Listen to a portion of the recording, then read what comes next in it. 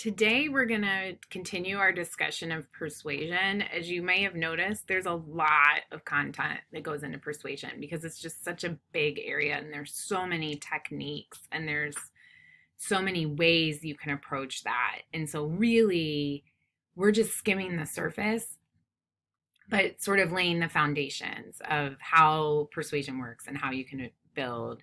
So, this week, we're going to talk specifically about types of persuasive appeals and ways you can use these different arguments to create a well-rounded presentation.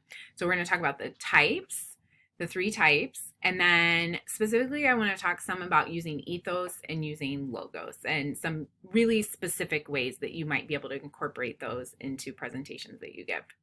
So I really liked this cartoon, and so ethos, pathos, logos. Let's see, let's move me down here so I don't cut that off. Is again going back to the days of Aristotle. And so, this, if you're familiar with The Wizard of Oz, which is a classic Judy Garland film where the tornado takes her to the land of Oz and she meets these three friends as she goes on her journey to come back home.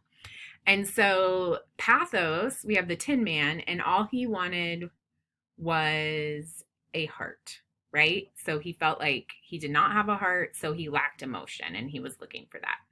So pathos are appeals to emotion. And I think these are some of the most easy and intuitive appeals to use because we can try to make people feel guilty, we can scare people, we can, make people feel excited about something and they'll come along with us. Then we have logos, which makes sense because that's the root of logic.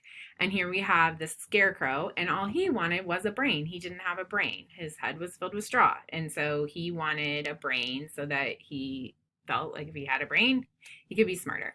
So logos are where you start to build arguments, where you use evidence, where you refute counter arguments.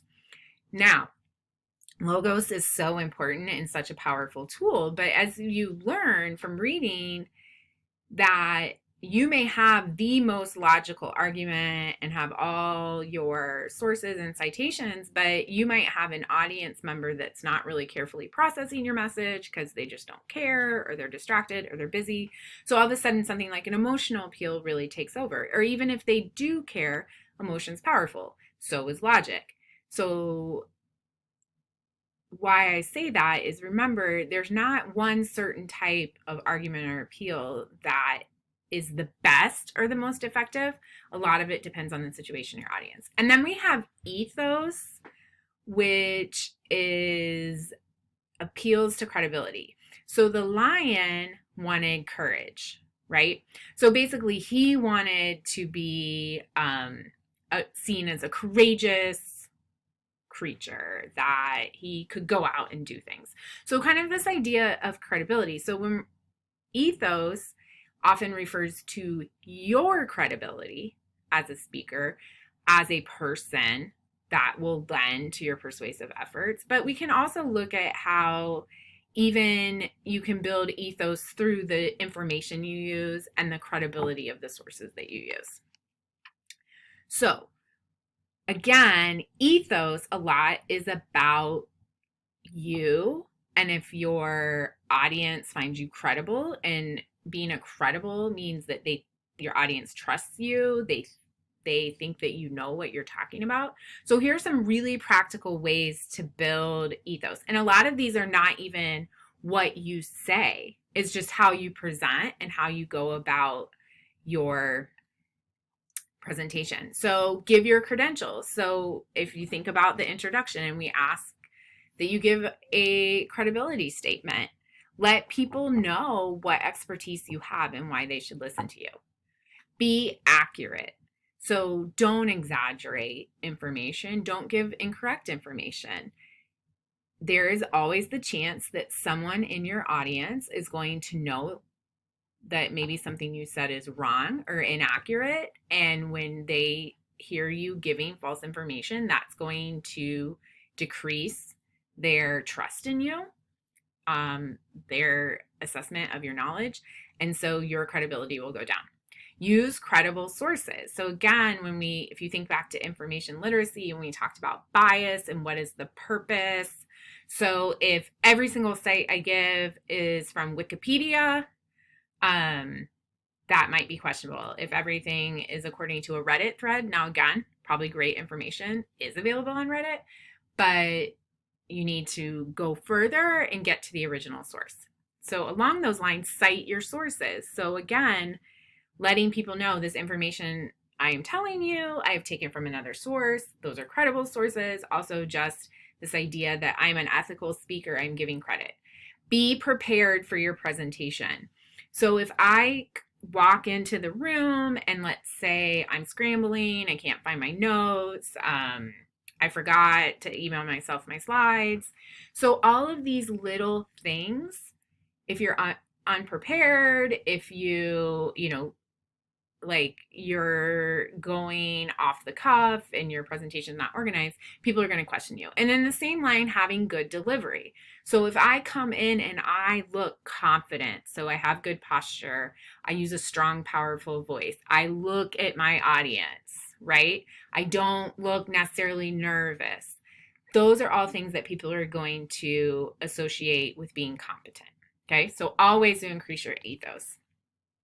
And then logos, again, lots and lots of things we can talk about. But one thing I just wanted to clarify and refresh everyone's memory on is, in general, we can use deductive reasoning and inductive reasoning. And you can use both, but you just always need to be aware whenever you're building an argument is that you're avoiding using fallacies, using faulty logic.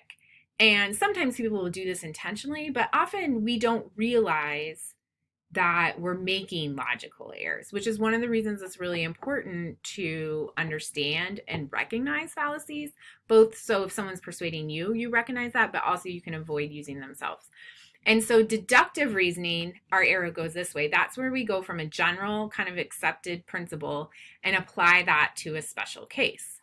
So for example, if I say that, we'll go back to what we talked about last week, this issue of eating meat. If I say being cruel to animals is wrong, and that's a general principle, we can accept that, then I start to apply that. Now, it doesn't always work because to some people, consuming animals is not cruel because of X, Y, and Z. To other people, it is. So you have to argue that. But if we say that, most people would then people can apply that to dog fighting or whatever. Now, inductive reasoning is where you go the opposite. So we take a special case or cases, and from that, we draw a conclusion. So this is where, let's say I'm arguing at Purdue that there should be a requirement for a physical education. I don't know if that's a thing, but let's say they require it. And what I could do is I could pull from different students who have taken that and say, look, this student did that and his GPA is this, and another student did that and their GPA is this, and she took a class and her GPA is this, and that GPA is higher than the average GPA of undergraduates at Purdue. So what I'm doing is saying, look, these things are happening in individual places. That means, therefore, that should be applied to everyone. Now, that in itself is not faulty, but you do, particularly inductive, have to be careful. Do your individual cases represent the whole? Do you have enough cases? So a common error, like, have you ever heard people who argue against wearing seatbelts? I'm assuming most of you haven't. You're much younger. But for example, my grandmother-in-law refused to wear a seatbelt, and she would ride in the car and hold it, but she would never click it because it was against the law.